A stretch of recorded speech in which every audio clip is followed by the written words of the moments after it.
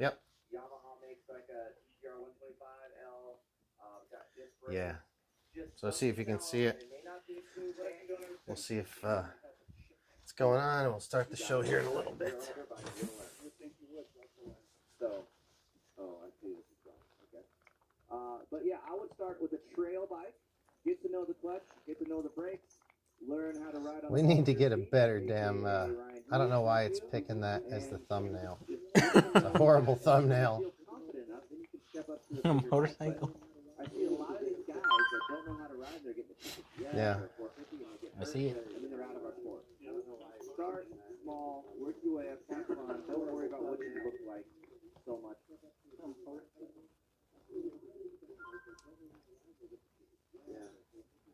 Yeah, that's funny.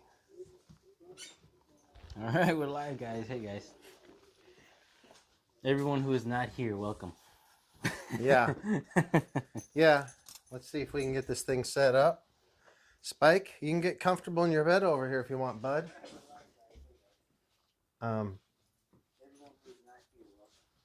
That audio sounds a little dead to me, but bring your. You need to talk a little louder, maybe. That's good. How does that sound? Does it sound better? Let's see.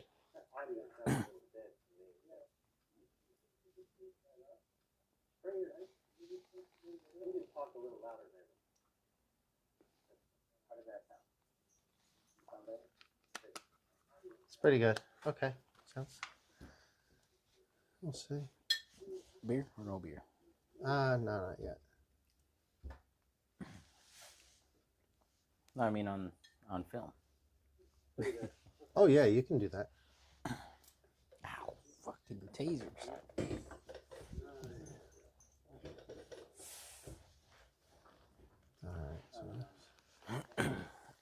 Oh. So we got our first viewer, looks like Jamie. Glad to see Spike made it. So am I. We're always glad to see Spike make it. And actually on the way out, he did not know that Chelios was here. When we came out, boom, he saw Chelios and jumped right on him. He was very excited. So am I. We're always glad to see Spike make it. And actually on... All right. Cool. Oh, you want me to type that? Cool? Cool. I did. Oh, it's up there. That's ridiculous. We don't need it up there. We need a better channel up there. We don't want to watch this horrible channel. We need to watch this channel. What's up, buds? How you doing? It was 2 years ago. I know, it's awesome. They only have 160. like more power on the jet? We can do that. No, I'm good. Okay. Great. Let me see. Another tweaker came in.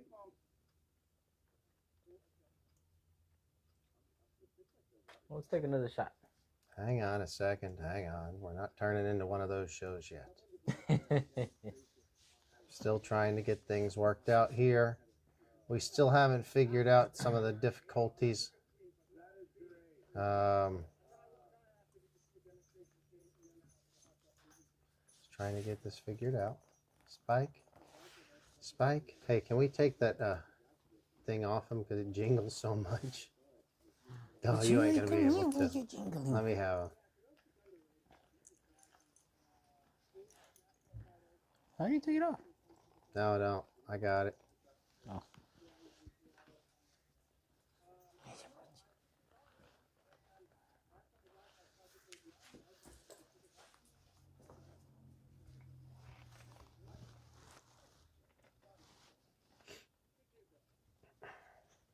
All right, guys, if you're just tuning in, we're trying to get this stream up and running. Then Chelios and I will be having some RC car talk this evening.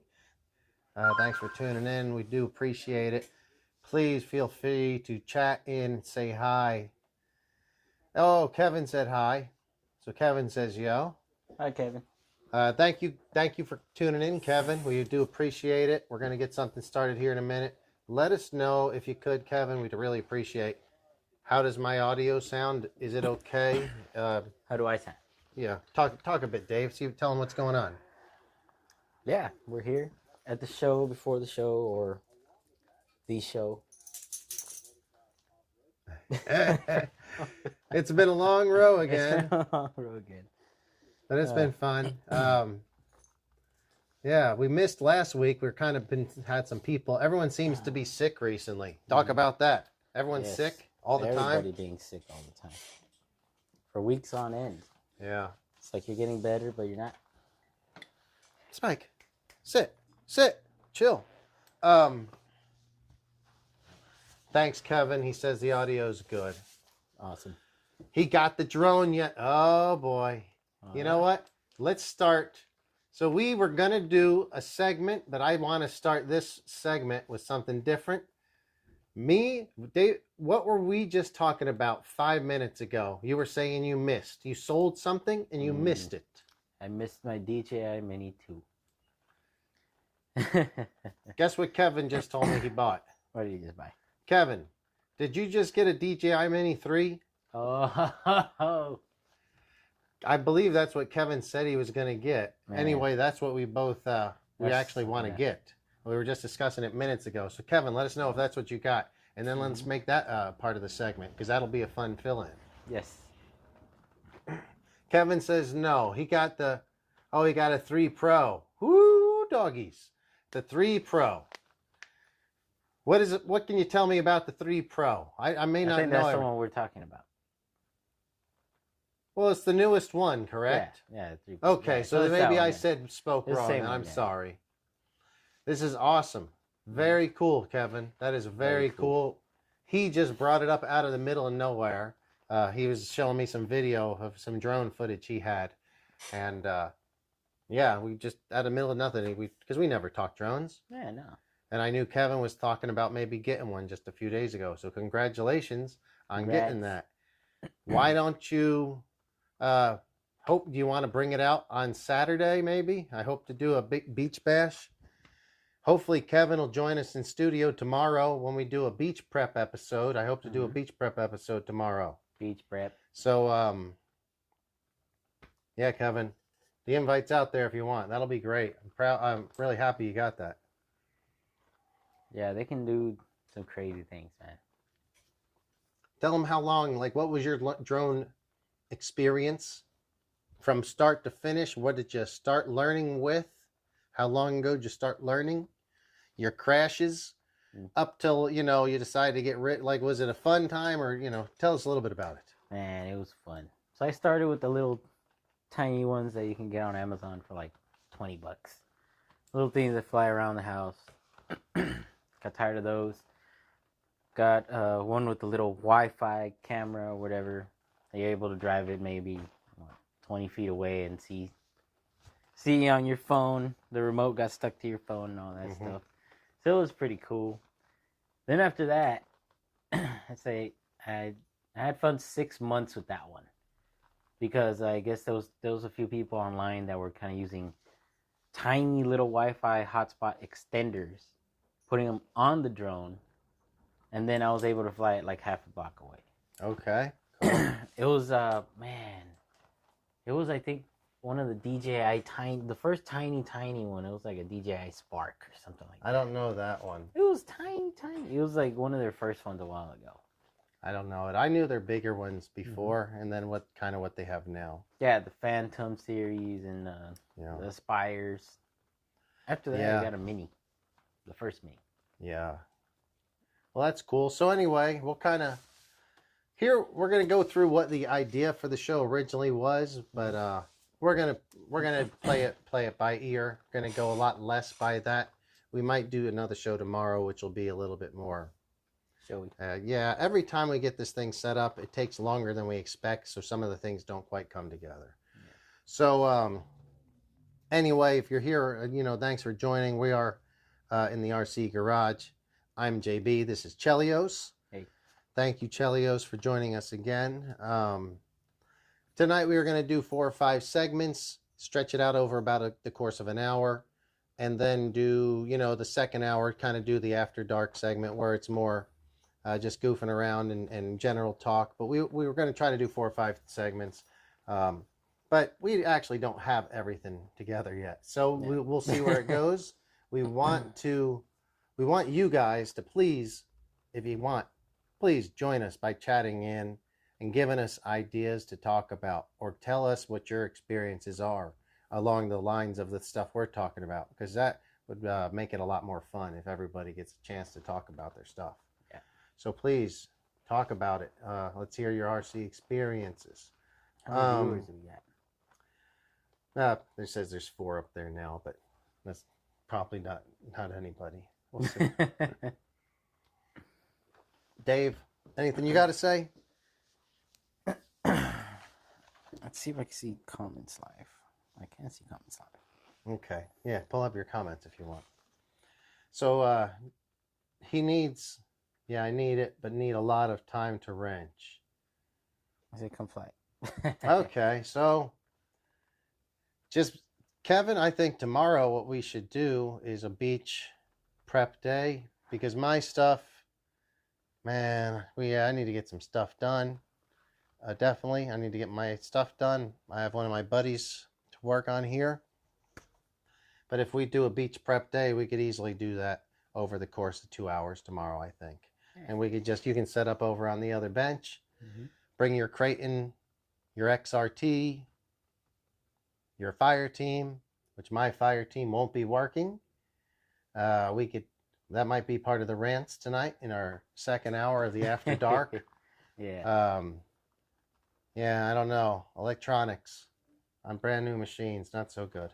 Not so good. Do you feel pretty comfortable flying drones at this point? Yeah. Yeah. Especially DJI ones. They're very easy to fly.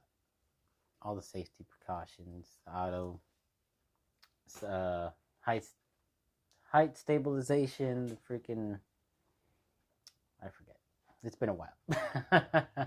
Yeah, but it is easier. It's I think, and I'm no drone pilot whatsoever, truthfully. I could probably make it work, but I like to fly planes a bit more, or because that's the only thing I've really spent much time doing, and it feels more natural to me, where drones feel like if they stop working, they just fall straight out of this. They fall, where a plane can glide somewhat, So drones to me are more like robots that kind of float in the air, or like flying through the air, robotic cameras a lot of ways, Yeah. They're really cool, but I'd like to get one, and I hope to actually get one. And me and Chelios were discussing, like, so cool, we were discussing just a few minutes ago, and then Kevin said he did. He goes, I figure Mini 3. So he says, I figured Mini 3 would be easiest to learn on. And that's what you had got, right, Kevin? The Mini 3? Yeah. That's what we were talking about. Yeah. It's got the obstacle avoidance system. The only thing about the obstacle avoidance I don't like, and Kevin, let us know, he did get the Mini 3. Is my voice too loud, or is his too soft? Because I feel like we may not be on the same level. But what I don't like about obstacle avoidance, and Kevin, this is important. When you're trying to take out hornets' nests, and you're just wanting to run into a hornet's nest and zzz, zzz, zzz, zzz, zzz, and like you can't because the avoidance, it's trying to back you away from a hornet's nest. Yeah. So if you're wanting to do cool shit like that, I don't know, can you turn it off? You can't. There you go. Perfect. Let's go knock down some hornet's nests. That'd be a good show. That would. We could do a field trip. All right. Yeah, Kevin, he says we could turn it off. Well, he knows what's going on. I don't know what's going on with those, but that would be a lot of fun. That's cool, dude. So do you think you're ready to fly it at the beach if we go and do that? Or have you got a chance to fly it yet? Got a few modes to learn on. All right, guys. So we're about 15 minutes into the show. We are in the JBRC garage. It is just after 7:45. And the temperature is about 64 degrees. Oh, it's a nice clock. Yeah, there you go. So some of the things we were going to talk about tonight, and we seem to be getting off track just because that's just how it goes. So he has not flown it yet. Maybe tomorrow. Tell you what, Kevin, I'm not working tomorrow. Why don't you come over here and we can go to the park or the beach near here and do a test flight. I'll go with you and whatever, man. It'd be cool. Flight. It doesn't seem intimidating, but let's. I mean, they're easy to fly. I'm sure you can figure it out. I can try to help too. Let's do it, man. That'd be cool. That'd be very cool. I'm excited. That is really cool. I'm glad you got it. That is great. Yeah, YouTube will show you. I was about to actually say, just watch YouTube. Because I know I've watched 100 YouTube videos on flying drones. And, yeah, there's plenty of videos. That's cool, dude. If you want to go fly it tomorrow, here's an idea. Let's go. I'll go with you if you want to do your first flight. And I'll just record it. And we could do a recording of you trying to do your first flight. Or we can just do, instead of recording it, we could do a live stream of you doing your first flight. See how it goes. It'd give you that much more pressure probably to be on camera. Mm-hmm. But maybe it'd be crash. Fun. So did you guys have any ideas of segments we wanted to do? So we had some ideas. I don't know if we're actually going to go through with any or all of them. Recording is better. Yeah, I think so. Because we can do more with the live stream is a little tough.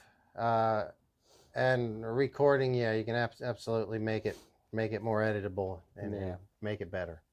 Yeah, let's do it, man. We'll bring out some cameras and do it.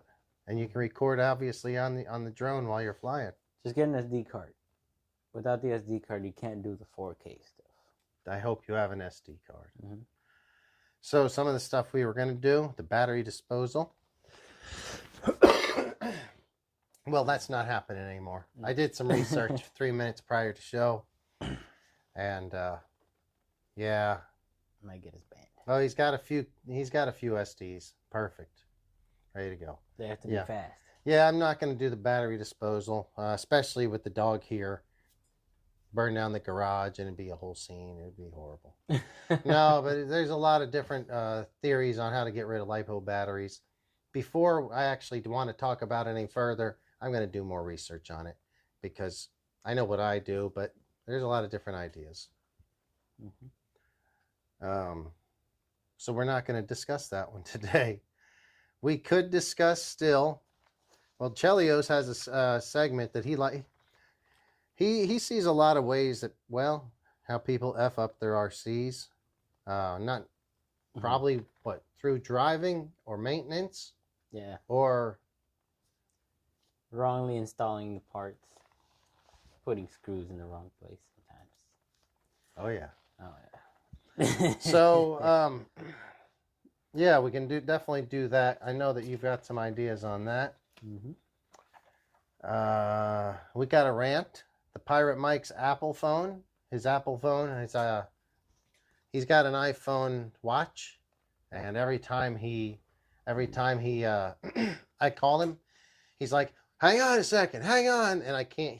He can't hear me ever. He can never hear me through his Apple Watch. He loves his Apple Watch. I'm sure it's very good. He used to have a Samsung Android watch, and he could answer my calls, or he could call me and talk on like this.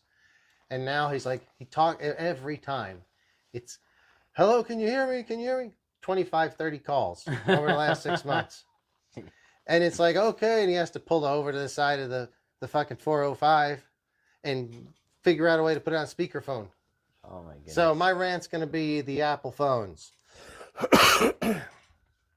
Oh boy. Kevin, burn that thing. What are you talking about, burn that thing? What do we got to burn?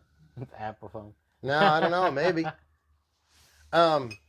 But yeah, Chelios, you want to talk about some things the way people kind of screw up their machines?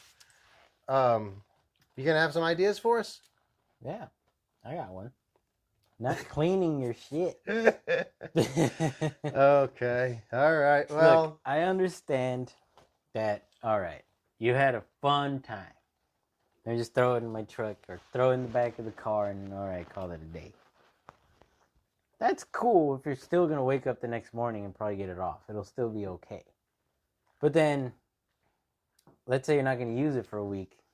Toss it in the backyard. You got like some caked up mud, some salt water puddled in the chassis, and and the sand in the bearings or so and so. Man, do you think about it? Do you know what sandpaper is, right? Everybody knows what sandpaper is. I think most people do. What happens when you grab sandpaper and you sand something that's shiny? It becomes not shiny anymore, which is going to cause all the friction everywhere. All your pillow balls, your pillow balls, your freaking, oh man, your turnbuckle little ball ends on your rod ends, your shock ends, everything. All the plastic components are going to get eaten up, and then you're going to get rust you can't get off. All right, well, that's a great start. We're going to come back to the segment. Clean your car. We are going to do a segment, so ways that people F up their cars. Obviously, lack of cleaning is going to be on the topic, a discussion. And I've seen it 100 times before. I've been... Man, that's a good cliffhanger. I've been guilty of bringing something home and thinking, okay, I'll be back and clean it, and I'll be back later today or something, rinse it off or not, and forget. And the worst is if you're at the beach, boom, and it's done. I've done that way too many. Rust is so bad. Too bad. We still want to do our Traxxas versus the world segments, and they are, well, it's Traxxas versus any car brand or any segment of car company or car brand. If it's, you can say Traxxas two-wheel drives versus HPI two-wheel drives on roads. You could say Traxxas Sledge versus Traxxas Creighton successes.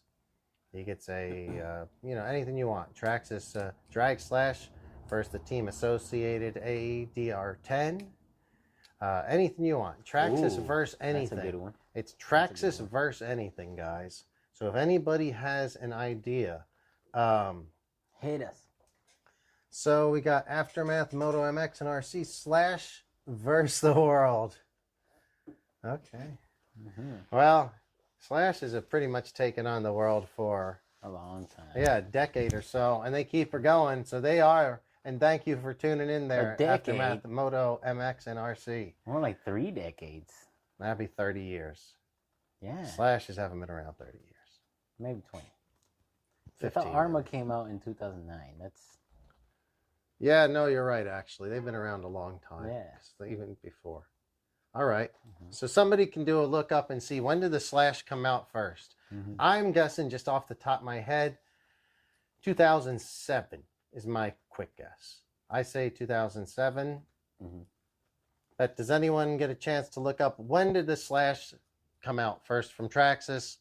And give us bonus points on if you can... anyone know what it cost back then? A two-wheel drive Slash now goes for about $269? That went out. Yeah. $259, $269. Yeah. So man, that's a great... So the Slash is probably the most... Well, it's saved a lot of RC car companies or shops. A lot of people talk shit on the Slash. But they're tough to beat in two-wheel drive or four-wheel drive, brushed or brushless. Like whatever you're looking for, there's a version of it. They're pretty inexpensive for the most part. They can get more expensive on their higher end. Bonus points for whoever gets that. Yeah, we can go to that one for sure. Yeah, later. But yeah, so Kevin's got a Slash too. Everyone has owned a Slash, I think. Actually, I haven't. I've driven 1,000 of them, but I haven't. Kevin, I forgot you had a Slash. When the heck did you get that one? Was that... I knew you had the Sentin. Was the Sentin before or after the Slash? I don't remember the Slash, Kevin. I think it was after the Slash. So Aftermath, Moto MX, and RC. And dude, I have to ask you, I am sure what that Moto MX, that's motocross. I hope so. I'd assume I get that right. I love motocross. Huge motocross and supercross fan. And yeah, I've been riding since I was quite a bit younger. So that's awesome, man. He says he has 35 RC cars, and it's always a go-to. It's simple, 2S, brush, two-wheel drive, love it. Yeah, dude. It's very hard for me, like when someone comes in the shop and wants to buy something, if they don't have any idea of what they're getting, or even customers that do, it's always very easy to point them towards a Slash because they're generally very dependable. There is a few things that break, but they do on all cars, but a couple RPM parts handle it. Yeah. The brushed motors, if they suck up this magnetic rocks that we seem to have around here in Southern California, they go out kind of quick, but they're only minerals. They're all, they're under $30 to replace those motors. If you run their VXL, that's pretty sturdy as well. They don't go out very often unless you overheat them really badly. Yeah. The only thing is they don't handle great because it's a two-wheel drive, so they could be a bit to handle. But I've actually seen them indoors on clay tracks with proper clay tires. They handle as well as any associated SC. Well, not as well as any maybe, but then again, maybe they do. So TSM helps. Well, that's like cheating. Cheating. Yeah, TSM is cheating. Cheating helps. Awesome. Oh, so Kevin said the 2 Christmases ago he got the Slash, and okay, I didn't know that. Oh, that's a while ago. Yeah. So Kevin, and then Aftermath MX, Moto MX and RC, he raced motocross for 10 years. Dude, very cool. Very cool. I actually want to get another motocross bike right now. I rode and raced on and off for many years, but I haven't had a bike for probably 6, 7 years now. And I want to get another one. We'll see. I've been actively looking. I don't live anywhere close to a motocross track. It's the reason I don't have one right now. It's at least, I don't know. It's an hour drive to get to a track, but with traffic, it's always like 2 hours. And I don't have any friends that ride anymore like I used to, so that kind of sucks. But yeah, man, I love riding motocross. I still plan to get a bike and hopefully just go to the track and just ride practice days and hit either the vet track, or if I'm feeling better and get more shape, the regular track. But we have some good tracks here, but I just haven't done it in a while. But man, that's awesome. We can all agree everything's farther with traffic. Yeah, the traffic. What I hate is after the day at the track, if you're there 4, 5, 6 hours riding, just practice laps on a motocross track, I'm frigging exhausted. I'm so beat when I'm done. I barely want to load up my bike and get out of my gear. And it was easier when I had friends that did it, or like if my girlfriend, who back at the time would often go and would drive back. But now you're driving back through like Los Angeles traffic to get. It's exhausting after a day at the track to deal with 4 hours at the track. But I'm sure you know what it is. I used to sometimes we'd race night races and they'd get over about midnight or 1 o'clock almost, and then driving home after that. That was a lot of fun too. But man, I was so much younger then. All right, let me see. I want to make sure the screen's not seeing it enough because I might have an issue there. I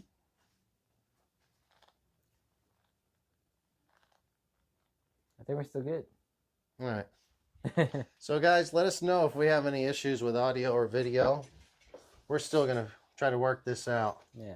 All right. So Kevin got it for his son. He didn't want it, so he took it. Cool. I don't blame you. Slash is cool. So what was some other possible things? We were going to talk about some Amazon RC products. We can definitely do that. That's easy. We can do a show and tell from, if anybody wants to pick something from the wall and ask me about it, I can, well, I guess, we'll do a show and tell on whatever vehicle's here if anyone has any questions or wants to see something. Ooh. Aftermath Moto MX RC. XRT question, servo solution. And I guess this is probably the same problem as the X-Max servo problems. It's the same servo. Yeah. And also, I don't own one, but Kevin says, oh boy. So Kevin, actually, yeah, let's just move it in this direction. This is kind of fun. Kevin owns an XRT. Mm-hmm. I don't remember. I don't think Kevin's broke his servo yet. I don't remember. Have you broke it, and what did you do? You just gotta get the reefs, man. So Traxxas has, I think it's a 2085. Traxxas is their servo. It's their regular one. How much do those cost? Like $70, $80, $60, $70? Mm-hmm. Those break. The X version is like 140. Then there's the X version, which is Traxxas's upgraded version. It's just it's a metal case. But I think that sometimes the gears break, sometimes the tabs on the servos break. Yeah. So it depends what's going on. It might not be a bad servo then, just the damn tabs. And how did they get broke? Like, can you tell? Are you landing on a front end, big air front ender? Too. Yeah. So gears, motors, ESCs. Yeah, the 2085 servo sucks. Yeah. So that's the only thing I think that Traxxas offers. The other option is there's an adapter that you can put a normal size servo in. That too. And then you can just get as strong as a servo as you wanted. And then in that case, don't even get in the, get a Traxxas servo. Yeah, it has to be a 1K TBL. Get the ProTech 1K. I think it's 139. It's not as much as I thought. 159, 139. That might be the way to go. So he says Aftermath Moto MX says that the X overheats. Yeah, I could see that. It depends on how. I guess what kind of That's why they come with the heat sink, huh? And are you doing much? Is it like a lot of actual steering left and right, like around like a motocross or a track, or just doing speed runs, which I've seen a lot of guys just doing straight runs and jumps? That shouldn't be too hard on the thing, should it? Yeah. How are you getting it to overheat, if you're getting it to overheat, do you know how? And he says he wanted to drop a Reef's Beast 1000 in. You know anything about those? That's what I was saying. Let's hear it. Tell him. The Reef's Beast 1000. It's a badass servo. I mean, the few YouTubers that I've seen use it, it hasn't broken. And if it does break, it's on like high-speed crash against a curve, and it's a legit mechanical failure, not because the servo overheated or because it can't handle something. It was a legit impact gear breakage. Well, yeah. So he actually had better luck. Aftermath says he had better luck with the stock servo, and it performed better than the X version of the 2085. I've heard that too. Oh, you also have heard this. I've seen, for some reason, there are some servos that are stronger than others. I don't know what's going on. Well, it might be poor quality control. But are you saying that other customers or other people you know have said, man, that 2085, that stock one worked better than that X version? They bought it and they didn't like it?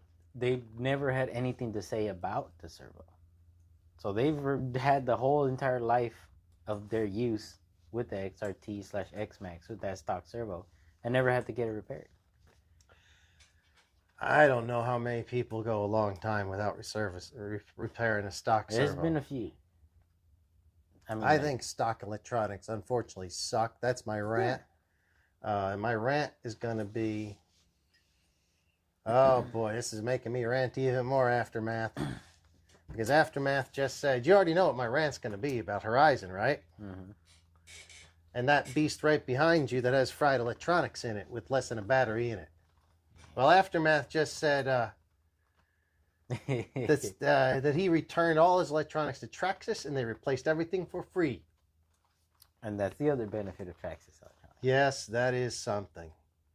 Including 3 used puffed batteries. Jeez. Oh, that's freaking awesome, actually. Hey, that is awesome. Did they make you send the puffed batteries in the mail, or did you take pictures, or how did that work? That's cool. Mm-hmm. Tell us. Yeah, that's... So later on in the rant, or we may, hit it, just shortly now, but I have a lot of Horizon products, and they have Spectrum electronics in it. And every one of them, I've either ruined the ESC or the motor, but more likely both. So I'm just contacted. They were contacted today for this fire team. And while he's contacting them for me for the fire team, I'm driving my 4S Creighton. And I'm pretty sure I smoked the ESC in the 4S Creighton today. I agree. So it's like every time it's something with one of those. So I'm a little bit frustrated with those. Yeah, I didn't have luck with mine. I think that all ready to run electronics are pretty much crap. One I would say that overperforms is the Valenian, the 3S Traxxas Valenian. That really overperformed. And here's the main reason. Because the Spectrum 3S is total crap, at least the bearing, and it goes out and ruins every motor. Gosh. And the other thing is, the Valenian, it's only a 3mm shaft. It should be very weak and never, I mean, it actually works usually for a good year or so before they go out. And they do have an easy to replace bearings if you want to do it first. But that works. The Valenian for little tiny can or look small and a 3mm shaft, sturdy, very sturdy, as opposed to the Arma 3S stuff. I've not been happy with it recently. So yeah, I agree, Kevin. All stock electronics are subpar. Maybe I'm just a little bit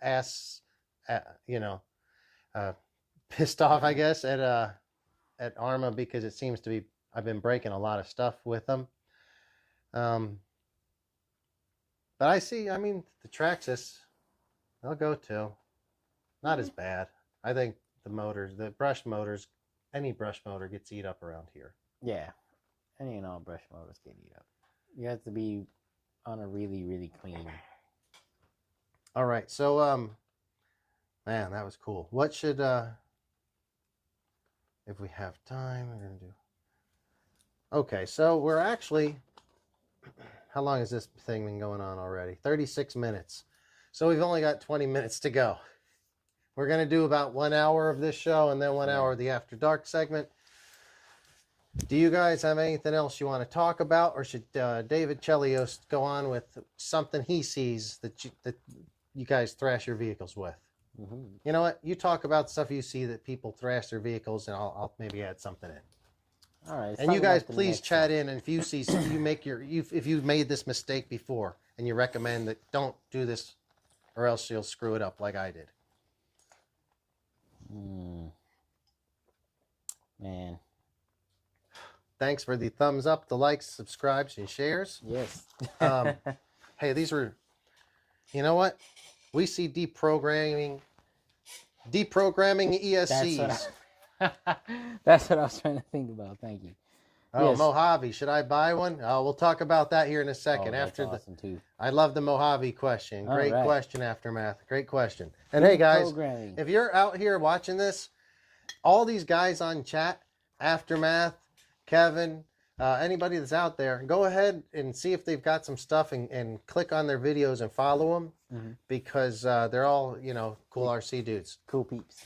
So, yeah, oh, UDR. Oh, he's got a UDR. Oh, hot button topic right there. Goodness. That's a good topic. Should we go to that one? You want to go to, what do you want to go to? It sounds like they're doing Mojave versus UDR or something. Looking at this a while now. Looking at what a while? The UDR, Kevin? I have my opinion on UDRs. Me too. But I've never owned one.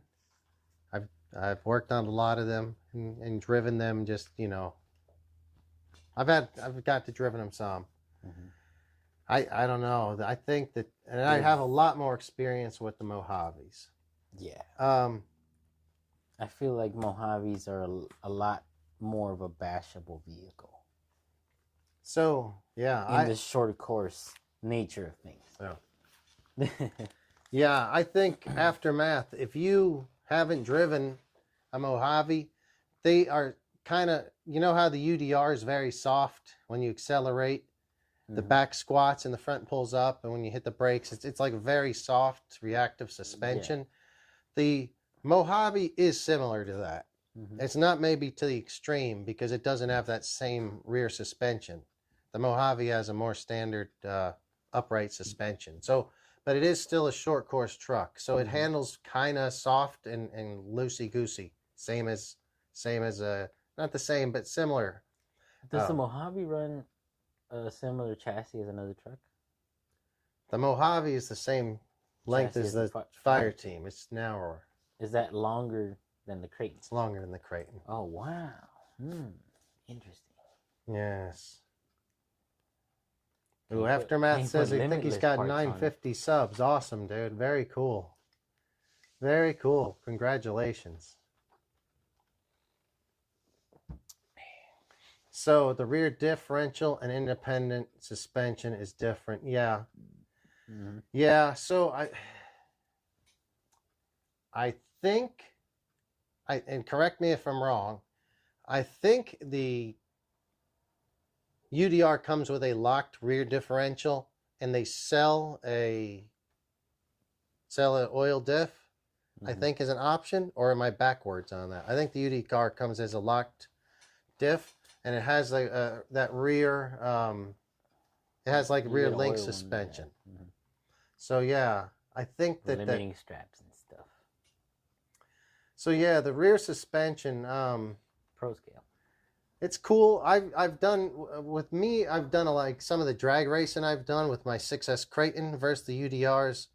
That's hard to beat a UDR because they're long and they Mhm. shoot forward very quickly. And I always tell Very people quickly, yeah. if they want something that seems to be like a high-speed desert basher, a UDR is awesome. It's just not a great jumper, Yeah. and they're not easy to work on. I don't think that they're easy to work on. They're harder to get to some of the stuff.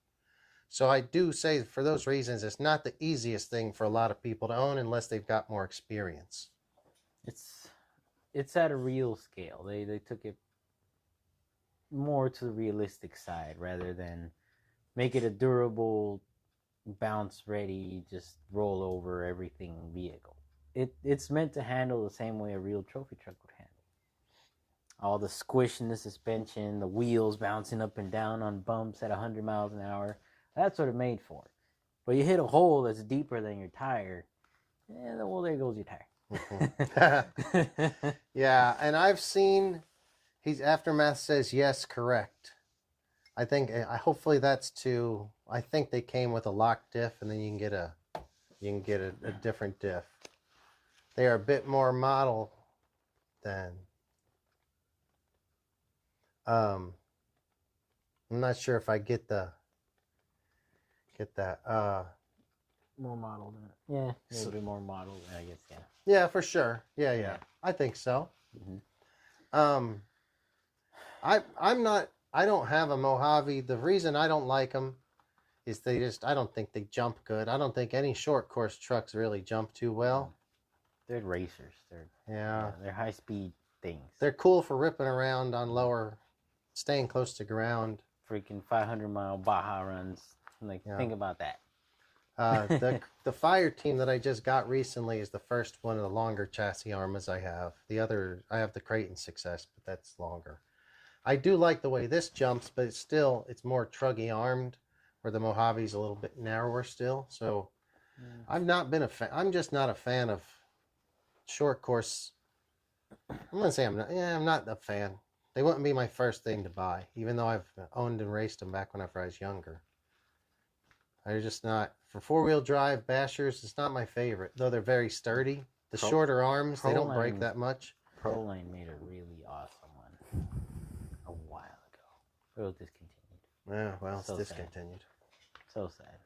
Hey guys, I want to thank you so much for tuning in. Thank you for the thumbs up. If you could like and subscribe, and we really appreciate when you guys join the chat with us. We'd love to hear your questions and comments. It's just a place for RC talk. If you guys have questions about stuff, maybe we know about it. We're learning a bunch of stuff from you guys too, so it's just a lot of fun. We don't have any set agenda. We do have some notes to try to help us to show along, but we're just here to have some fun. We've been going about 45 minutes. And we have had some trouble with the live stream sometimes cutting out around an hour and 15 minutes. We're going to hope to go 2 hours tonight. So we'll just see how that goes. Where are we at now?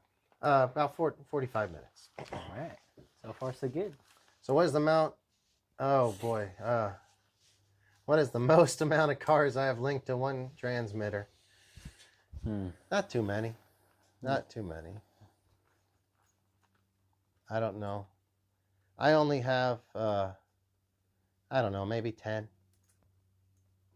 10 to one transmitter? Wow. The Spectrum has a lot to it. That one's been around forever. But I don't even use a lot of cars, though. Also, some receivers just get pulled out and go back into a different car. So, and all Arma cars come with Spectrum receivers, so it's easy for me because I have a old Spectrum race radio I used to use almost like 10 years ago, and I'm still using it, and I just rebind it to whatever receivers are in the new cars. So, yeah, all my Arma stuff and my Technos and the old Associateds were all to the same one. The Tamiyas are to old radios, so maybe 10, and then I have an airplane somewhere, airplane radio, and then I think has four to that one. Is that considered an airplane? That used to be. That's tiny. That's the Night Vapor. Maybe one day you used to be able to fly it around. There's a miniature version of Night Vapor. I don't know if you guys are familiar with the Night Vapor. Maybe one day I'll get that down. That's great. Thank you for that question, though. What do you got, Aftermath? Do you have a particular radio that you like? Do you use a Futaba? I know that you use a Futaba on your nicer stuff, right? I like Futaba. Yeah, he's a Futaba guy. Here we go. I like Futaba a lot. I just don't have the money to spend on it right now. So, Kevin, cool. Good question. So we'll talk about controllers if you want. Yeah, let us know, Aftermath, if you got a particular brand or use one with a lot. And Kevin says he has a question. Do you use thread lock on nylon nuts? Nylon nuts. So yes, Kevin, you do. If I mean, you don't necessarily have to. Well, it depends. Nylon nuts are only gonna potentially keep something from backing up until the nylon wears out, and after a few uses, it's gonna definitely wear out. And if it's something that, I mean, I would, because metal on metal, in most situations I use blue Loctite. Why not? Like it can't hurt anything. Yeah. So I definitely would. What about you? Same. Just use it on everything, metal. Unless it's something really nice. No, you don't want to use Loctite. Depending on the situation. The bashers, yes. Let's say you're doing some race stuff. A lot of that stuff is made to more, precise standard. So everything is going to screw in properly, thread in properly, and it's not going to need any Loctite.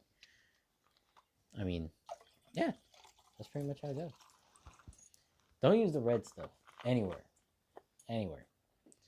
Unless you're planning on running that car for one run to its death. Then the red one won't matter. But the red one will ensure that you don't get things out. If you have something that's been pissing you off, then you might want to consider the red one then. Because if it comes out with the blue one, then you're gonna need something a little stronger than that, or you're not letting it cure.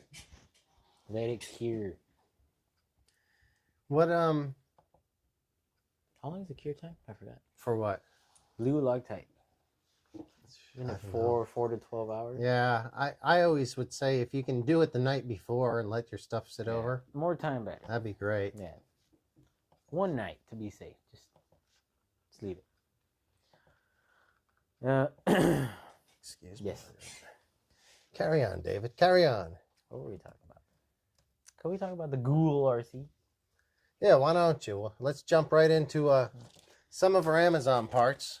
Dave, go ahead and take that section over for a second. Man. What do you know about Google RC? So, Google RC has been around for a little while. It's I started the hobby on Amazon with WL Toys, their little crappy buggies. And Ghoul RC was one of the cheapest combos that you can get. That was 4S compatible. Oh, here we go. Just subscribe to Aftermath Moto MXRC. Heck yeah, dude. Just subscribed. Very cool. I'll check it out. Absolutely great, man. Very good. These setups run probably for one good run. And then you'll blow it up. So, I mean, there's some people who've had them for years. And they run forever. Mm-hmm. So it kind of reminds you of some Spectrum stuff. Yeah. Yeah, absolutely. I've used some of them up here as well.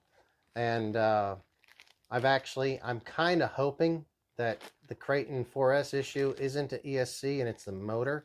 And if it is, I'm just going to drop that one in. And that'll be great because this is the new 4S Creighton. Hefty. I've had this, well, since the 4S Creighton came out 7 or 8 months ago, whatever, maybe a year ago. I don't remember now. The new one's been out for a while now. I've already blew up 2 Spectrum motors. They're junk. And I blew up one of these other ones. So yeah, if that's the one, or if that's the issue, then we're going to be doing a live test on that. Okay. So hang on, we got it. Let's catch up with the chat. You can watch the chat too if you want. Oh, you got it right there. Motors. So DX5 Rugged, that's a great one. I love the DX5 Rugged. I wish I had a Rugged because I drop stuff a lot, though I still don't suggest you drop it. Yeah, don't drop it. It's still plastic. Yeah, they're still, you don't want to drop radios. The rubber bumpers are just little rubber bumps. Yeah, so that's great. And then if you do, I know, with the fire teams or any ARMAs do, or any LOCIs, any of the Horizon products, which should pretty much all come, most of them will come out with the Spectrum radio or receivers in it. You can bind it too if you want. Yeah. Excuse me. So what do you do when you strip plastic screws, Kevin? When you strip plastic screw holes? Oh, yeah, holes. Yeah. I got one. Go ahead and let's hear. What do you have? One? I know how I fix it, but go ahead. You get a bigger screw. Get a bigger diameter screw. Oh boy. Ideally, if it's going to the harder plastic stuff, you'd want to have a drill bit, drill it out a little bit, and then put a bigger screw. This is too much. No. So I get a zip tie, and then I get my little scissors here and cut little slivers. Slivers of a zip tie. Just little tiny slivers of that hard zip tie plastic. And I make it just about as deep as the depth of the hole is. And I shove it down in there. And then I put 1 or 2 strips of that in. And I put a screw in. And the zip tie plastic like elongates and fills the hole up. And that's what that works too. I like to do. At least temporarily, that'll usually work. If it's a very... On the first one. If it's like on a differential, like the front bumper mount or rear, where it holds it together, then it's tough. But if it's most things, that's how I do it. Good question, Kevin. And are you asking because you just stripped some plastic screw holes? I'm gonna assume. Is that why you're asking? But there, that's awesome. And thanks a lot, guys, for tuning in and asking all these questions. We appreciate the thumbs up. The show wouldn't even be fun without you guys, so thank you so much. You guys are awesome. So what do we got here? Slivers are smart. Slivers are, yeah, that's slivers smart. Yeah, absolutely. That'll work. But try not to over tighten stuff. Here's another thing. Don't over tighten. If it's just screwing into some sort of composite plastic, you only got to get it snug. We don't need to get it so much that it's going to tear. It can happen, especially on something that's been used a few times. But yeah, just don't overdo it in the first place. But I mean, I do it sometimes. Don't hulk it. Aftermath Moto MX has a great idea here, suggestion. And this is something we had talked about doing, but our our live streams have been so unscheduled so far. Like for the first 2 weeks, they were on Fridays. Then we skipped a couple weeks, and then we're here again. Thursday. That's why we haven't been. But he suggests, and we need to do this, post topics on the community the day before the live stream so people can get ready. I agree. That too, yeah. I have. They need to get ready too. I have an Instagram that is bigger than my YouTube, and that would be where I'd probably go to try to tell most people about it. I would love to start doing stuff ahead of time, but literally to like 2 hours before the show, I still wasn't sure that David was going to make it here because, you know, he was working today and I was doing some other stuff. But absolutely, we need to use anything like that to try to help people get involved with the show, give us ideas. You know, give us ideas for stuff like that, and then let people know. But absolutely. So hey, thank you, Aftermath, for that. Thanks. If you haven't, check out my Instagram. It's the same name, JBRC Garage. I am JB. That's Chelios, and we're sitting in the garage. So yeah. He's not garage. No, I am not garage. I'm JB. But yeah, we definitely need to do something. Well, hopefully we'll get a day worked out to where we're doing the same day once a week, something like that. Great idea. So go ahead and talk about what I would say is probably, it's in my top 5 of people come in and say, hey, it's steering backwards, or it's running away, it's not driving, it's doing something. It's just not right. It's a weird gremlin in the system. Mm-hmm. Could be a lot of different things. Steering, throttle, whatever. You see it happen. This is the way people screw up their stuff. Yeah. If I come in and say, I got this Slash 4x4 or it doesn't matter, Arma Creighton 6S. Yeah. And all of a sudden I wanted to play with it. I went and got it out of the closet, and I turned it on, and it drove straight into the car, and I turned left and it went right underneath the car. And now this neighbor wants to sue me. Jeez. And the thing won't go. Why is it not? It's not driving. What happens? Anything with the set button gives too much opportunity for failure. The set button on an ESC? Yes. Okay, explain. An ESC or anything, to be honest. So, there's a certain sequence of turning things on and off. And there's a certain sequence using that same method to go into the programming menus and settings, etc., etc. All it takes is a nice half-a-second click to turn the car on. All it takes is a 3-second hold to get into the programming menus. That leaves very little room. It's a thin line. So people are probably just trying to turn their car on or off, holding the button down too long, and they're turning into programming mode when they think they're turning their car on or off. Yes. Next thing you know, they turn it off in the middle of that mode, and there goes the fail safes might not be working anymore. Yeah. Sometimes people have calibrated their radios for forward and reverse to be messed up, or they hit the forward reverse. Or they did it on 50%. Knob. There's a switch. There's often on a radio a throttle reverse or steering reverse. Oh my God. Both of those reverse.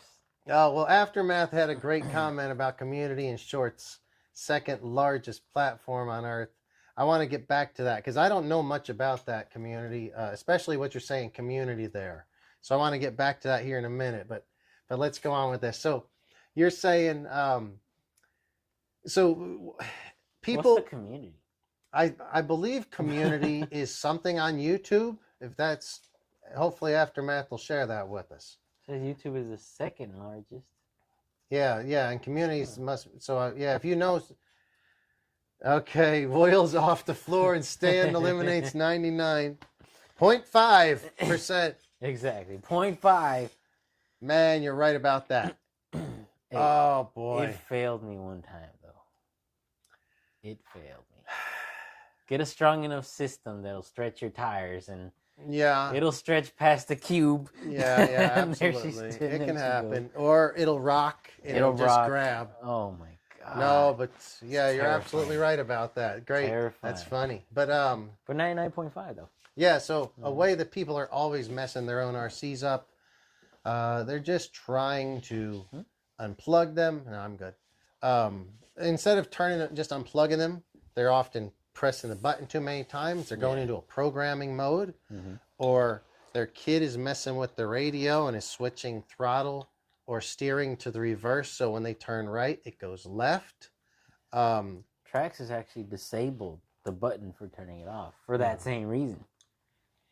Oh boy, we got the pirate online. Here we go. Hey pirate, thanks for tuning in.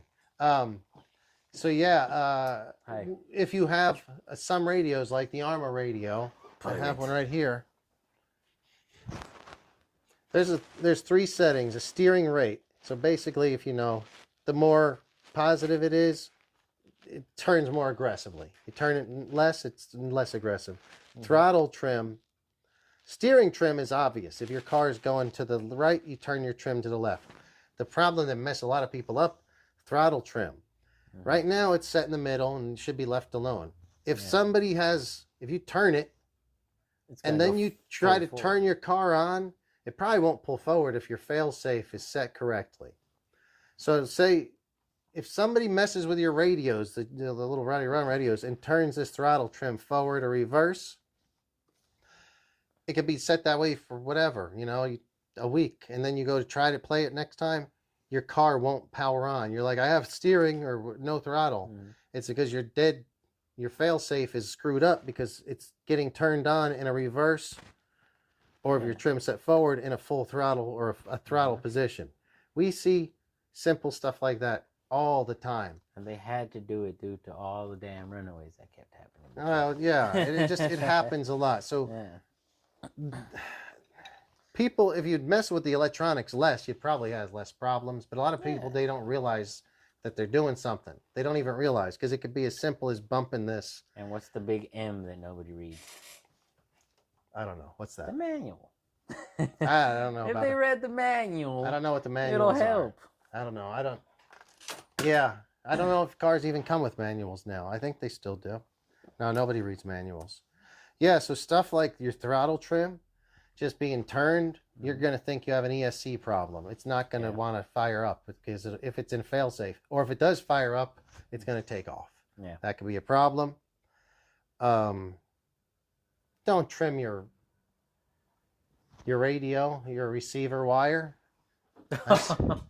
I've seen a lot of people that try to trim their receiver wire because it's too long and their buddy's receiver wire is shorter. They're like, I don't want to stick up through the top, so they trim the receiver wire. Don't do that. And next thing you know, that their reception only works for a couple of yards. That's another. First of all, problem. if you see somebody else with that, ask them how they did that. It might help a little bit, because they're either going to tell you, one, they just suck the antenna in all the way into the receiver box and put a shorter little tube, or their receiver comes with a shortened antenna. Or they're going to be douchebags and then just tell you, oh, I cut it. Shit. Then, man, who needs enemies? Friends like that. Yeah. Yeah, but with a lot of people will definitely mess up their program. Traxxas makes you download and print. Yeah, I don't remember. I don't think Traxxas has an actual manual in there anymore. You've got to pretty much go online to look at it. It's like a quick start guide now. It's a quick start guide, probably. Yeah, it gives you the basics of everything, but nothing, not the deep dive. Yeah. Arma comes with manual. They do. With the exploded view in the manual. Yeah. That's pretty cool. Yeah, manuals are definitely good to have. I have a whole drawer of manuals over there. Don't ever throw out manuals. They're worth having. Hell yeah. The internet's gonna go out one day. All right. So, hey, guys, we are, What's our time? last inch and a half is this receiver wire. It's where the signal is red. There you go, Aftermath Moto MX. Exactly. It's... I don't know how many times I have to tell people that was a bad idea. Oh, it's sad. It's too bad, but it happens. Yeah, most of the Traxxas has their antenna is only like the last little bit of it, like the last whitish part. Mm-hmm. So, yeah, you can't be doing that with the Traxxas cars for sure. No, And I think that I wouldn't do it with any of them. When I started this thing, wow, let me see if I can find a radio when I started. you can shorten it, but just put it in the receiver box. Don't cut it. Yeah, don't cut the Yeah. thing. So, Cut your Pirate, tube. how are you doing? I see the Yeah. Pirate came by the shop today. I wasn't there, so I didn't see him. How you doing, Mike? Hey, Aftermath, if you get a chance, what were you mean when you said community and shorts? If you get a chance, would you either message it there or just send me a message or let me know where to look about community so I know how to better promote this thing, or maybe Chelios can look into it. He's the young techie guy here. Maybe it's their version of the reels, like the Instagram reels, like shorts and stuff. Well, hey, Hey. you know that guest notebook over there? Put in the notes. Notes. You need to figure it out. All right. What else we got going on today? Man, yeah, I don't want to do the Ghoul RC thing. I don't want to do that. Dude, That's that, boring. it's better. It's something you have to see. Not All really right, talk guys. about. I'm going to install this Ghoul RC into something next week.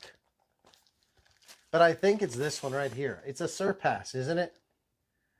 Because if it is, then I've already blown one up this recently. Those are all in the last 6 months. It looks exactly as this. They basically take off the Surpass and put Ghoul. Oh, God. That's pretty much it. You know what? It's the We're same going to do shit. an unboxing all of a sudden, guys. Yeah, I'm going to let's bet open it it. doesn't say Ghoul. I'm going to bet it says Surpass on there.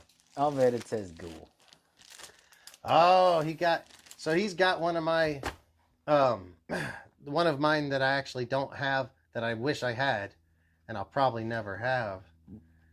Aftermath Moto MX says he's got the DBXLE 2.0. The big one? Yep, he says it's so damn pretty, and I agree. He might shelf clean it. You have because it's to. so pretty. So yeah, that's the big. It's a 5th scale. Is it 5th scale? I believe it's 5th, or is it a 6th scale? Maybe you could let me know. 5th. It's an awesome Losi big- truck. Yeah. My friend Damu has one of them. I love Really? it. I mean, I would love to have one of those. Those things are awesome. For the big trucks like X Maxes, XRTs, The other Creightons, the DBXLE is probably my, if I could have any of them, it's the most like just a big simplistic truck. It's like a big real truck though. Yeah. Regular kind of a regular chassis, big diffs and stuff. So he says, can you read that, what he's bringing up about that? On YouTube homepage, there are buttons. Home shorts and swipe to the left. And community Jeez. tab will be there. You know? Man, you sound like a couple of old dudes now. I know. We sound like... Oh, man. Great. Homepage, there are buttons, home shorts, and swipe to the left in community. Homepage. Reggie Jones. What's up, Mr. Reggie? Yeah, so he says it's a 5th scale and massive. Yeah, that is 5th scale. So on YouTube Home, just look into that. Yeah. Thanks, bud. We'll look We're into going to that. check Thank you. into that. We'll look into it off show or after the show. Thank you Reggie so has much. to We'll say. check into it. And thanks for letting us know, man. We hope to grow this thing. Reggie, thank you so much for tuning in. Thanks, Reggie. We love our friend Reggie, and thanks for Awesome. turning in, bud. He says, what are some of the options you have when your car doesn't go as far as you think? Yeah. First and I don't most- know. I mean, it depends. I would say let's say two options. The customer, it goes as far as they want it to. No, it goes as far as it should, but the customer wants more, or the customer's having an issue. What would you look into? All right, the customer wants more. Let's start with that one. A better remote. Usually, most of the time, when you buy a transmitter, it'll come with a receiver. And many upgraded receivers and transmitters have that extended range that you may be looking for. That's about it. I agree. I would also add to that, in extreme situations, and I don't know, I'm just thinking of potential situations. I actually haven't done this. Let's say you're trying to do speed runs. I was talking to one of my friends who does that. Sometimes you need to have a long range. Yeah. And I would say get up tall, like in a cherry picker or something. Mm-hmm. And in that case, maybe would you want to run an air receiver, because they have two antennas. Yeah. And so you could potentially run an air receiver, run an antenna forward and backwards, because you're starting from very far away and crossing and going very far away. Line of sight is a key factor to range. True, for sure. You have buildings in the way, expect half your range. Simple as that. But good question. I'd like to actually find out how would an air receiver with dual antennas work fine, and would it increase the range? I don't have an issue with it, because luckily the regular 2.4, even a cheap radio, the range is so good now. For the most part, it's not an issue. I haven't had to worry about it. At least from one end of the park baseball field to the other end of the park. I mean, I've taken mine as far as, one reach of El Dorado to the other reach of El Dorado, though. Not the lengthwise, the widthwise. Yeah. Lengthwise is too damn big. But yeah, they're all right. Yeah, I don't know. I don't know why it's not letting anything post or a link post, but what the heck? Oh. Send maybe you can put it in the comments or something, or just on the comments after the show, or in the beneath. I'm not sure how that is. In the comments below. Well, anyway, guys, we're hitting the second hour of the show, so I'm going to turn it into the After Dark segment. Yes. Everybody take your shirts off. No, we're not taking our shirts off. I will have a shot. No, I'm only going to do half a shot. I'm thinking about turning the lights off, since we're not actually doing a project right now. And we don't need it to be that bright. And it's kind of bright in here, but cheers to you guys. Thanks for tuning in so much. Thanks. I'm only doing half of that shot. Yeah, I'm going to see about doing it.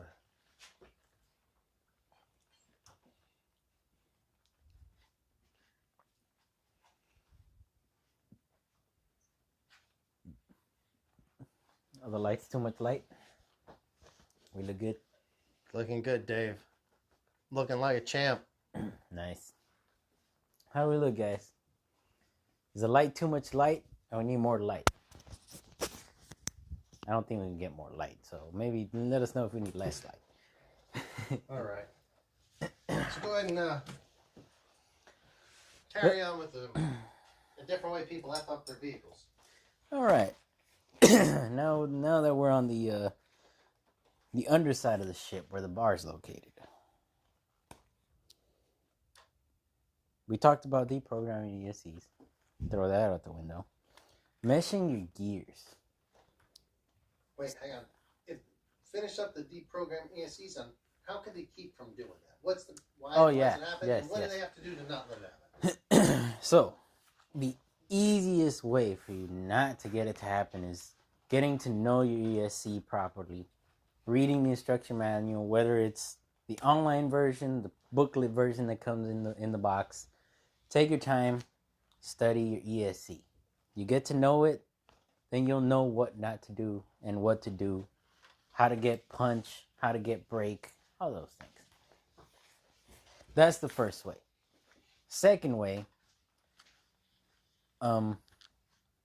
listen to what the salesman told you when you bought the vehicle. And do only that. Just don't do anything else. Don't think about it. He told you push the on button. All right, push the on button. Disconnect the battery to turn it off. Disconnect the battery to turn it off, and call it a day. And those are 2 ways to prevent from deprogramming your ESC. Yeah, that does make it easier. Oh, and the last thing, which is a rare case scenario. When you're plugging in your batteries or unplugging in your batteries, do it with confidence. Don't kind of half-ass it to where you're kind of in there, but it's like, oh, is it in? Oh, no, it's good. You're causing sparks and an on-off of your ESC voltage. Just push it in there or fully unplug it. Rare case scenario. I like that. Look, they're holding a review. They're holding this review. Oh, shit. Sorry, Aftermath. YouTube says held for review. Should we show it? Because he said, oh, shit, lights off. Yeah, that's cool, dude. Lights off. What the fuck, YouTube? Oh, man, YouTube is funny. We're not turning the lights off. 2 lights are off. Yeah, we do. We just make it darker in here because it's just a little more easy for us to sit here. If it is messing up the video, let us know. We will definitely change it. It doesn't even look that dark. No, but for us it's a little easier. If we're doing projects in here, we'll definitely have it more lit up. But right now we don't have any projects. No projects. Chilling. But let us know. Hair, makeup on set. Oh, Reggie says we look real cozy. Oh, man. Yeah, Reggie, only thing better if you'd be here. Yeah. Come on. Come on. You could be and hang out in the Hop garage in one day. It's a cozy garage, Reggie. Pretty cozy. Did, what was today? Thursday? Did Reggie work today? I don't think Reggie was around today. I don't think it worked today. Cool. All right. Eric, we got an, Eric Madrid. Hey Eric, thank you very much for joining the chat. Eric Madrid asked, my eyes aren't too good. What's the situation at El Nido Park RC track? That is a very good question. I have no idea. Yeah, I was there today for the first time. Oh, you know what? I don't have my mic on. I'm sorry, guys. Oh, he just listened to a video today about lagging when putting batteries. That's what you were just talking about, right? Yeah. There. Don't lag when connecting batteries. Dude. Yeah, there you go. Absolutely. But good question about El Nido RC Park. I was there. I drove. It was fun to drive, but it's a bit overgrown and needs some repair for the track. I'm not the person to ask about that. I used to be more involved a little bit with it, but I thought they were going to work on it. Oh yeah, they've been doing what they can, I assume, but it's a lot of work, and it's kind of a volunteer effort somewhat. But I know that they were working with the city. There's a 401k nonprofit group, I believe, that's set up that they're working with the city. They've got some approval through the city to do some things, but I'm really not the person to say. Hopefully, I'll talk to some people I know, and maybe next week. You know what? We should make that a topic. We can do a 5-minute segment on the local RC scene, and maybe if we can update it weekly or every 2 weeks about what's going on, both there at the Mini-Z tracks and anywhere else that we might be going locally to do RC. So thanks a lot for the question, but unfortunately, I don't know the answer to that, Eric. Yes, that's why it is a good question. Yeah, we need to. I was there and I had fun driving. I was there with a couple of buddies. It was awesome times. It's a good place to have fun to drive. It's not set up as a full-on racetrack, but there is a track there. But it's just a little bit rough. But it's a lot of fun. It is a lot of fun, and people put in a lot of work to it. I don't know what the situation is though. Is it better than it used to be? Oh yeah, it's better than it used to be. That's all I need. It's a lot better than it used to be. All right. What's something else we can do? Yeah, that's my dog Spike. He's a good boy. Spiky. He's a very good dog. Let's give him a short and really obvious one. The way people screw up their RCs? Yeah. Not landing on Well, your you know, tires. okay. We're going to do that. And what do you guys do to screw up your RCs? And that too. The Pirate, I know you screwed up a few RCs. If you're still out there, let us know. Reggie, what have you done to screw up your RCs? Mm-hmm. Any of you guys, love to hear from you. I see it. He sees it. Not landing. He's saying not landing on your tires. I'd say, yeah. Mm-hmm. And more so, not landing on, even if you land on your tires, but you land too much on throttle, Yeah. that'll break things. So you could do a lot of big air jumps. You could jump however you know, small jumps, big jumps. It all depends on the landing. If you land pretty smooth on all fours, usually all four tires, even if you bottom out, it's usually okay. You don't want to land just pin throttle because your wheels are spinning as hard as they potentially can in the moment. They drive into the ground with all the weight of your vehicle behind it. They stop. Yeah. And a differential usually is going to break. The weakest point will break. So that happens. Oh, Aftermath agrees. He just landing on full throttle or brake seems to bust pinion or spurs. Man, you're lucky. It's just been pinion and spurs. Well, it's absolutely pinion or Yeah. spurs, or it's differentials, or on Traxxas, it's the axles, the composite axles at the end, where the U joints are on the axles. Not usually at the differential end, usually at the wheel end. They usually break on the outside. The Arma freaking drive cups, but that's at high power. Yeah, Like, Arma drive cups break too, but absolutely, you have to be ripping it. It's from landing incorrect. If you go and hit a big jump, but you come down smooth, your car is pretty level, so you don't have to be messing with the throttle, and you come down smooth and just, you know, let go. Yeah, either coast into the landing or just use enough throttle that matches the speed of the landing, then you're okay. Exactly. But if you come in with throttle on hard, you're going to break shit. You're going to break shit. These 4S's, 6S's are powerful. The 6S, the 8S's are heavy. So you're going to break stuff with that much power. And absolutely incorrect landings, diffs, axles, and spurs and pinions all day long. Probably if not the number one, it's in the top 3. Yeah, it's in the top 3. You know what I think is the top 2? I don't know. Is there anything that you guys agree with or disagree with on that? What else do you break stuff with? Or is that how you break a lot of stuff? The lunchbox. Cool. Oh, Lunchy. Yeah, I love my lunchbox. I've had that one for probably since 2006-ish, probably. It looks pretty good.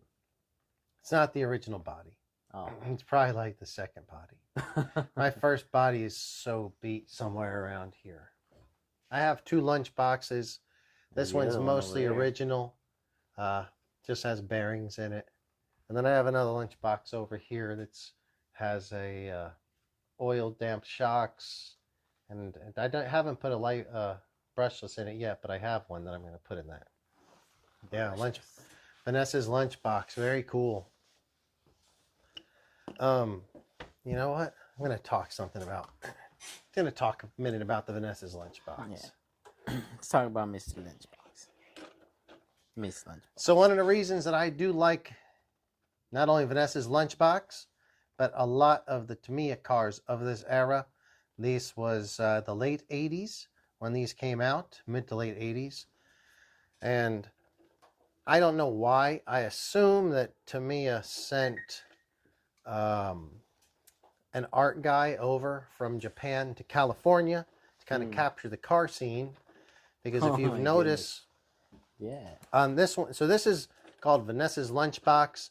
It's modeled after the old school, because Los Angeles is known for food trucks. If you know anything about Los Angeles, we'd say there's food trucks all over the place in Los Angeles. It is part of the culture. And this is an old style food truck that was just, done in a van. Mm-hmm. It's called Vanessa's. Obviously, a girl named Vanna or Vanessa owned one. Vanna. So it's a California scene there. But what I like, they always did something. They came up with a company and based it out of California. So they say this fictitious company that designed Vanessa's lunchbox, if you can't see that, it's Wild Designs for Big Wheels from Inglewood, California.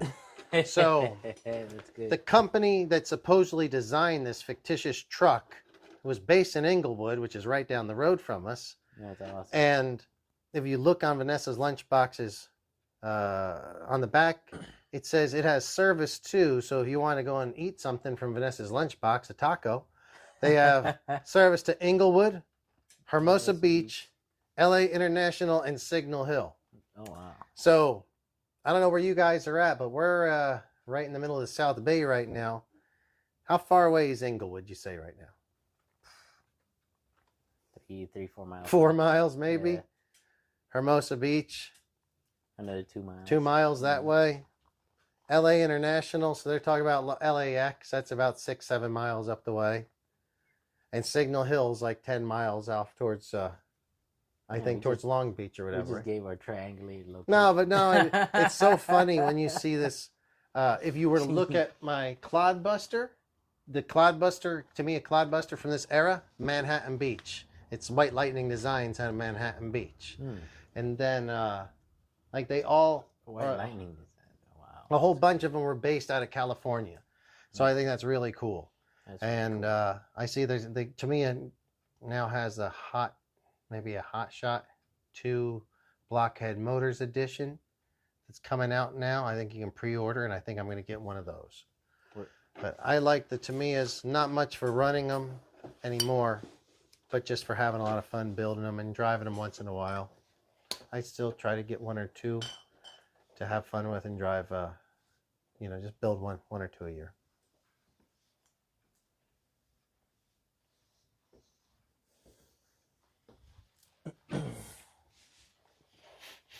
So, Eric was saying, do you see what do you have up here? Eric said, do you have any RC car used for speed runs? What's the fastest you've ever gone with your RC car? I do not. I have no speed run cars. I've never set up a speed run car. I've tried to see how fast, just out of curiosity, to see how fast my regular cars go sometimes. I haven't done it in a while because I lost a little box. I have a box somewhere, a little speedometer. I forget what the name of it is. The GPS tracker. Yeah, I have a little GPS thing, but I can't find it. I used to test, like whenever I'd get cars, I would test the ARMAs to see if they actually matched what speeds they said. I had a big rock that says 50 plus on the package. I couldn't get it above like 45 before it would flip. My Creightons always went at least as fast or faster than the box says, both the 4 and 6S versions. So that's like 60 miles an hour, not real fast. I have like my little 10 scale race buggies and stuff. Those only go maybe 30 miles an hour. Kevin's going to sleep already. No, he ain't going to sleep. He said GNS. No, it's GNNS. That's the GPS. GNNS. Yeah, you're right about that, Kevin. Absolutely. I thought he said goodnight. So I don't do speed runs, but it's fun to like just go fast on them. But I don't often. I haven't tried that in a while. Sometimes I would just try to see if like some of the RTRs would hit their actual box speeds. But other than that, I hope to. If I had a Typhon chassis or something like that, I might build an ARMA car for speed runs. That'd be pretty easy. People are extending their Typhons. Or you know what? I do have an extra Creighton chassis somewhere. Maybe just build a long. Heck yeah. Anyway, I don't. Do you, Eric? Do you do any speed runs? I do know a guy that does a lot of speed runs, It's Redondo Beach RC. Check him out. He's local in the area, and he does a lot of speed runs, and he's routinely over 100 miles an hour. So he's one of the fast guys for sure. A routine. Oh yeah, it's nothing for him anymore. He's been doing it for at least a few years, and he's really Aftermath has a good comment. I need some water. You guys here in SoCal, yeah. Great backstory. You guys are here in SoCal. Heck yeah. Hashtag let's do a podcast. I like it. Let's do a podcast. Sure, man. Send us a message and tell us what any ideas are. Any 24 And then 24 scale crawlers. That was going to be one of the topics. That was supposed to be our topic for our Traxxas versus the world. If we didn't have any other topic, was going to be small scale crawler and the Axial 24 versus the TRX 4. So why don't we just kill two birds with one stone? We're going to do the Traxxas versus the world with a Traxxas TRX 4, the 18 scale versus the 24 scale. Your thoughts on them? Thoughts on the 24 scale crawlers? Tater tots. We have them over here. I have a couple. They're pretty much stock. But if you want to show and do a little show and talk about it. Sure. What about you, Aftermath? Do you have any 24 scale crawlers? And if so, let us hear about it. Kevin, what do you got going on? You're working on a Creighton. Awesome. If it don't get finished, we can do it in the beach prep episode we're going to hopefully do tomorrow, because we do need to prep for the beach. Oh, Aftermath Moto MX has a studio we could do it at. So I like the sounds of that. Oh, man. All right. Sounds great. We'll have to work that out. That would be great. I'm sure that would be a really cool situation. You never know. It might. You never know. Might. Hey, for all you new viewers tuning in. Yeah. Welcome to RC Garage, which is JB's. Yeah. No. Thanks for tuning in, guys. It's been a lot of fun. We've been going for probably close to 2 hours at this point. And I don't know how long we're going to continue on, but it's been a fun show. It's already been 2 hours? It hasn't been a full 2 hours. Let's see how long it's been. 92 minutes. 92. So yeah, we had a show written out. We're going to be doing a little bit more scripted, but right before it took us time to get going on. So we didn't actually. Still got 30 more. Yeah, but we're going to probably save the scripted show for tomorrow. Yeah. So Kevin says he needs David, you, to get the 24 scales going again. Does he have one? I don't remember that. He's got an FMS and a 24 scale. SEX 24. Kevin has a 24 scale, or an FMS and a 24 scale. Yes. How come I don't remember any of this stuff? Maybe I never seen them. I don't know. The last time you saw the FMS, it was a sandy mess. Kevin's? Yeah. I don't remember ever seeing you have something, Kevin. It was a while. I don't think we ever worked together in Long Beach, though. That's the thing. Yeah, maybe not. Cheers, guys. Cheers.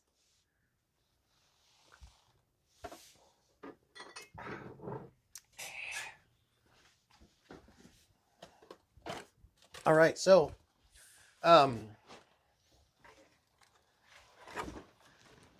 Did you paint this blue? yeah. It's nice. All right. Oh, this is stock. Yeah, it's pretty much all stock. Very cool, very cool. You got It's been a lot of fun, Aftermath. Thank you very much. If you're going to be heading out, thanks a lot for sticking with us. We appreciate it. Yeah, we have the... I have some Axial SCX 24s. Most of my mods are just, I guess... Wheel weights. Well, we have wheel weights. Yeah, we have... That's all you need. Well, so that's the Jeep. So that's just wheel weights, and they're extended. I think they're 10 millimeter extended wheel weights, or 5 millimeter on both sides, something like that. Yeah, it's wide. And then this one is the deadbolt, and I like this one. This one, let me see that one. That one has a patina to it. Fuck yeah, this got a patina to it. This got everything to it. This is awesome. But this one, so this one, like the shocks are 100% stock. See? At an angle. No, they're stock. That's how they are, I think. I don't think they were, maybe that one was. If you see these, I flipped this one and I put little O-ring spacers in the shocks to create preload. And I flipped them because if they're not flipped, they rub. They don't rub when they're flipped when they steer. But if they're the other way, they'll rub at full lock on stock steering. Shocks. Huh? They're stock shocks. Shit, yeah, dude. I'm not paying $30 for hot racing, adjustable collared, threaded body shocks on those. So, that thing is pretty, that is as trick as you can get one for low budget. But you see, with the patina. I've used some of my Tamiya brush paints and put on quite a bit of what I hope to look like either rust and blood, mud, aluminum, and like it's just a whole zombie festival. Yeah, it's just my zombie truck. It's a lot of fun though. And what we need to do is bring in, we've already discussed it, bring that crawler course back. And test these. Put it in trucks here. out.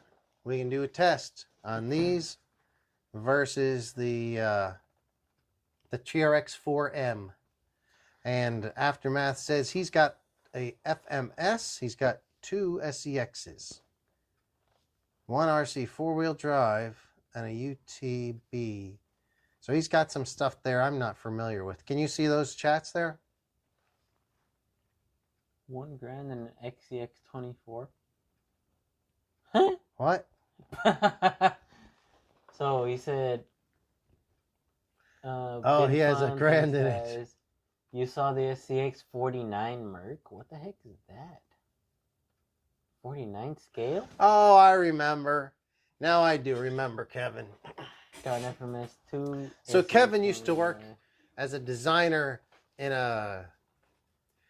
maybe a model, a toy model, a car model, something company. And he was building some stuff. And he's building, now I remember, he has a Mercury body, an old Mercury that he was going to put on the SCX 24. Oh, wow. And it was actually going to be really cool. I forgot all about that. And the reason I forgot is you didn't follow through.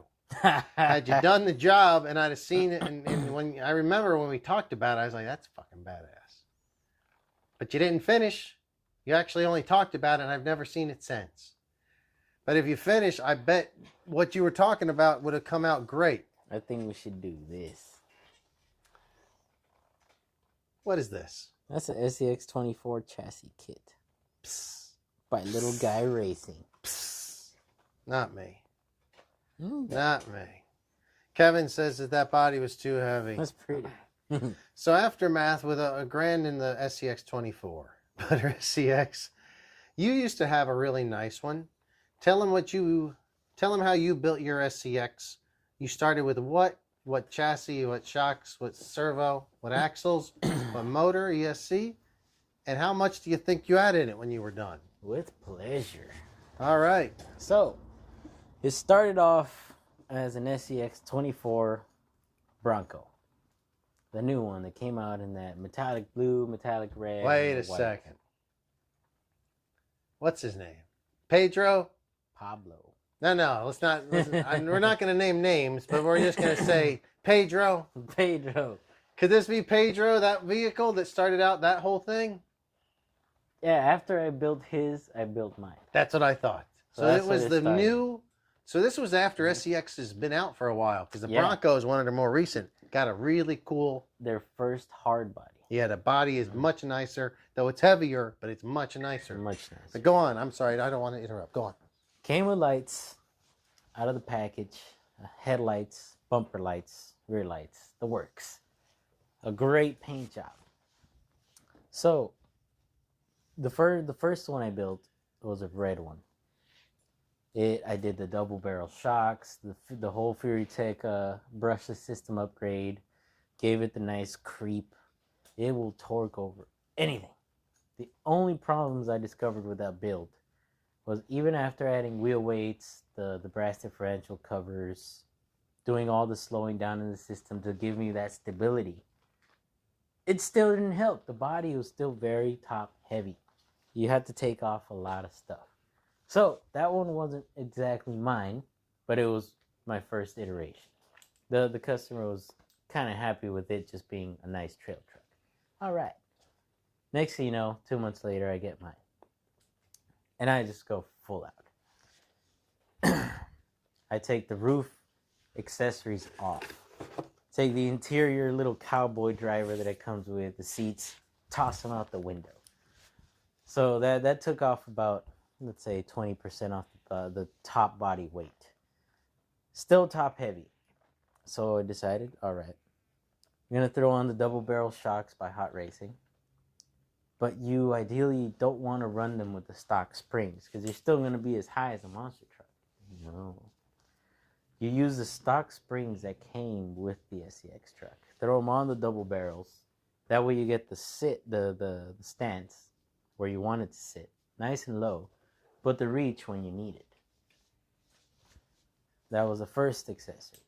Then, of course, the front and rear differential weights. Then I took it up a notch and just threw in some RC four-wheel drive. RC four-wheel drive, or RC all-wheel drive, all aluminum portal axles. They had a nice substantial weight to them. And then I found some Panda Hobby 18 scale wheels. So they were already like, you were looking at a 22-inch rim on a Jeep Wrangler here. You had big tire, big rims, and with the wide stance of those portal axles, you would see the tire go in and over the rear door. So it would be very nice.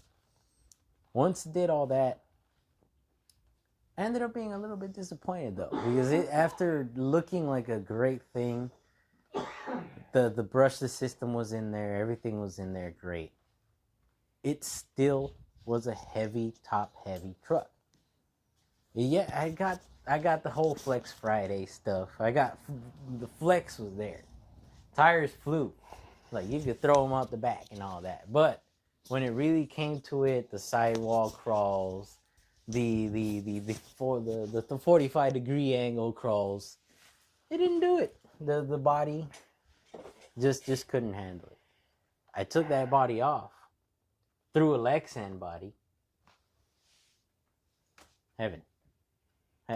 Well, So you want a great looking truck, keep it on there. You want a great performance truck, you need Lexan. the center of gravity is the center of a lot of situations in the whole RC world, be it crawlers. That was a good quote.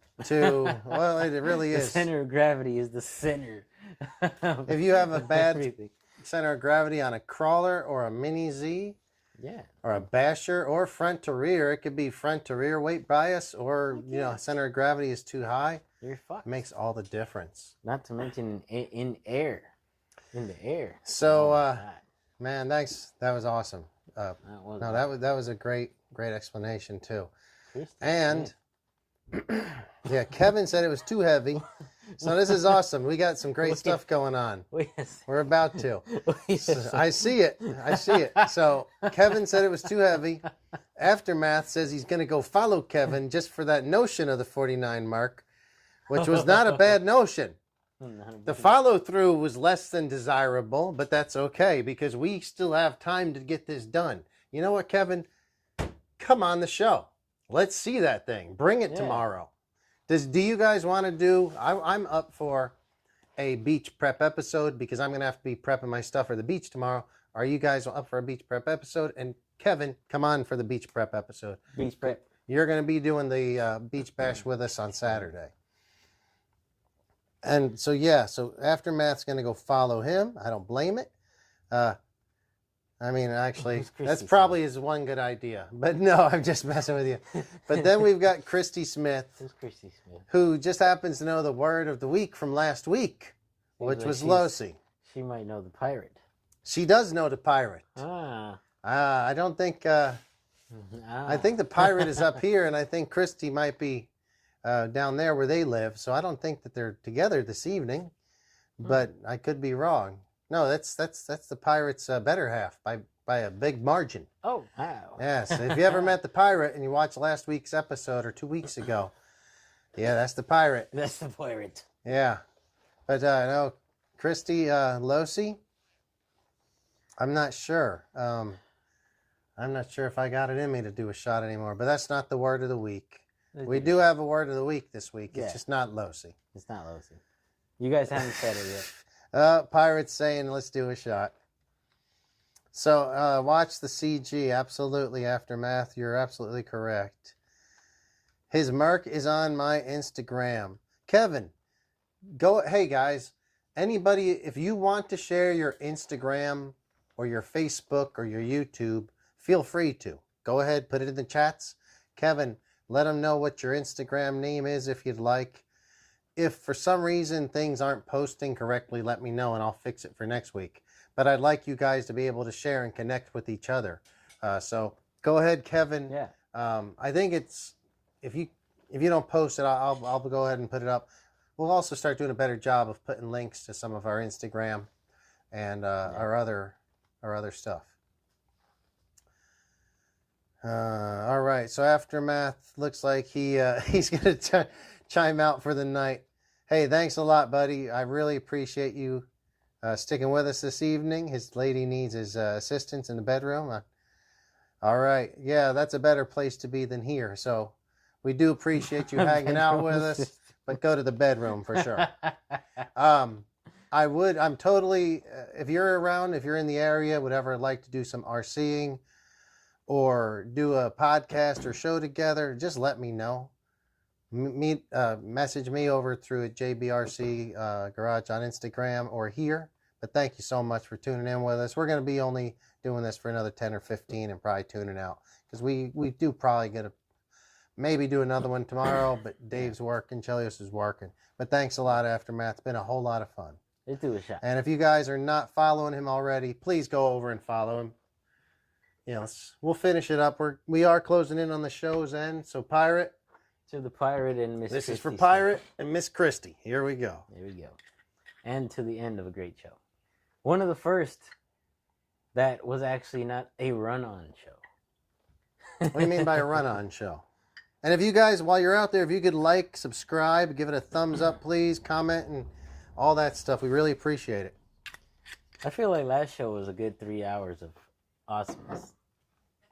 Last week's show? Was that the Pirate show? Yeah. That was like 7 hours. Exactly. There was 3 hours of, 3 hours of awesomeness? That's what I mean by a run-on show. So like 3 good hours and 4 bad hours? It's like a sentence that never stops. Oh, my. No, I hear you. That's why we got to, until we figure out how to do this, we need to put the reins on a little. Yeah. So we don't. We need a chaos, but a little bit controlled. Yeah. Just a little bit.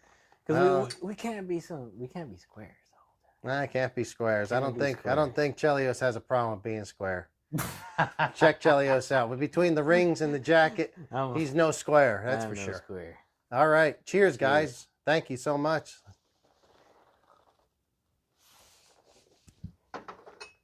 Oh, man. Christy said thank you. Mike says cheers. Cheers. Very, very much fun, guys. Been very enjoyable hanging out with you guys. Let's do another 10 minutes or so and wrap it up. It's about 9:19 right now. Yeah. What's the plans for this weekend? Do you have any RC plans? I think what I'm going to do, I don't know if you're listening, Art, I'm going to try to contact you. Do you want to go to the beach on Saturday? I would like to go Saturday morning. If any of you other guys are out there that are local and want to go and try to do some big air bashing at the beach. I do have some serious plans. May not be this weekend, but Monday. Monday or one day? What? Monday. Monday? If the packaging and tracking systems are correct. Ooh. Do you want to share your potential Monday plans? Monday we might be entering a new RC racing scene. Oh boy. Oh boy. I'll just leave you guys with this. ARC A10. Google it. ARC Coming up next week. A10. Is that hashtag ARC? Hashtag A10, something like that? Hashtag ARC A10. Hashtag ARC A10. Advanced. All right. race So bike. at 9:19 at the JBRC garage, your time and temperature check, it's 9:19 and 64 degrees. It's a comfortable 64 degrees in the JBRC garage tonight, guys. Comfortable. That's something that's going to be awkward whenever it gets to be summer, because it'll be 117 degrees. I mean, The shows are going to go 6 minutes. We're taking donations for an AC. Yeah. Between July and September, the shows will be 6 minutes in 6 length. minutes in length. We might have to figure out something else. Maybe the Pirate has a better location. We'll bring in an AC. We'll I bring in can't some put an AC portable. in here. No, the portable ones, where you just stick a vent out the door. We don't have enough electric. All right, guys. Yeah, thanks for tuning in with us. So the time and temp, like Mike said, is just after 9:22 now, or it's about 9:22. It's about 60, 63 degrees. Want to know Pirate. tomorrow's temp? Yeah. Let me know if you're still out there. Kevin, give me a message, see if we want to do a show tomorrow. I'm going to try to reach out to some of the guys and see if we're going to do some beach stuff tomorrow. The beach thing's going to be coming to a close, at least where I generally go. And I kind of like keeping it as a winter only session, because you do something for different seasons, you know. So during the winter, I like to go to the beach and do some RC bashing. Big air session tomorrow. Mike, when are you leaving? No, not tomorrow. Saturday. So I guess, Mike, you will be gone because you're leaving tomorrow, I think. What else, man? Anything new? That's about it. Okay. We're going to be talking a lot of on-road stuff next week. All right. On-road stuff. I don't know a whole lot about on-road stuff, but Hey, hopefully me I'll be neither. learning. We're both going to figure it out. Very cool. Ideally, we'll do it right the first time. All right. I think we're going to go ahead and wrap it up. Thanks a lot, guys. It's been fun. I think it's been just under 2 hours, or around 2 hours. And it's been pretty easy and manageable. If we plan it out a little bit better next time, it'll go even a little better. And hopefully we will set it like 2 or 3 days ahead of time, or a week ahead of time, so you guys know that we can all get together. We missed out on a couple of our favorite guys, like Rick and Edsel weren't able to come in tonight. Yeah. And, it's always more fun when you guys join. So we appreciate every one of them, every question, every comment. We really do appreciate it. Oh, yeah. We could even call this take one. The first time. Shit. Yeah. The first official take. All right. Thanks a lot, guys. We'll talk to you later. Talk to you later, guys. Here it is from the garage. It's JB. And Chelios. And Spike's over there sleeping. Good night, Spike. And good night, guys.